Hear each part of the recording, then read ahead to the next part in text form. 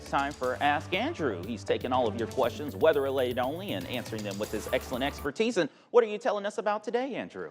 Well, today we're talking about the power of the sun. And when you go to the supermarket or whatever store you like to frequent for your personal care items, you got a lot of choices when it comes to sunscreen.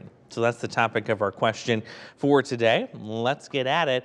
What do the different types of sunscreen do, and which one is most effective? Let's talk about that. We've already talked about the power of the sun, of course, how it's increasing this time of year. But what about SPF?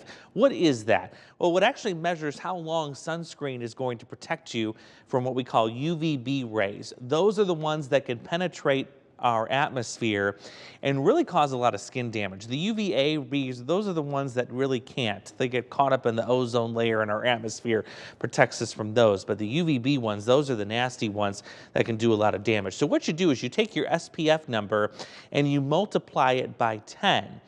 That is the amount of time that sunscreen is going to protect you from potentially getting a sunburn. Now, one of the things that can decrease that is if you're very active, say you're exercising or you're swimming.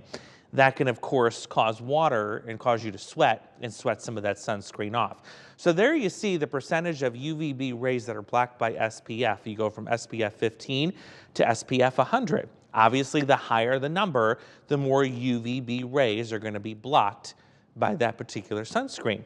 So here's an easier way to think of it. I want to give a major hat tip to Peter Warner, who put all of this together. And it was a great explainer as to what all these numbers mean. So let's say you're going to a baseball, softball game. There's a lot of that going on right now this time of year. And SPF 50, that's a good choice. It's sweat resistant because you're going to be running and you're going to be doing a lot of activity. You want that sweat resistant sunscreen. Maybe you're a farmer or you're working construction and you're going to be outside all day long. You want that 50 plus. And you're also going to have to reapply every couple of hours because you're going to be outside for so long. But maybe like most of us, we're just running a quick errand. We're going to go to the store. We're going to take the dog for a really quick walk later in the day. An SPF 30, that'll do you just fine. You can put it on first thing in the morning.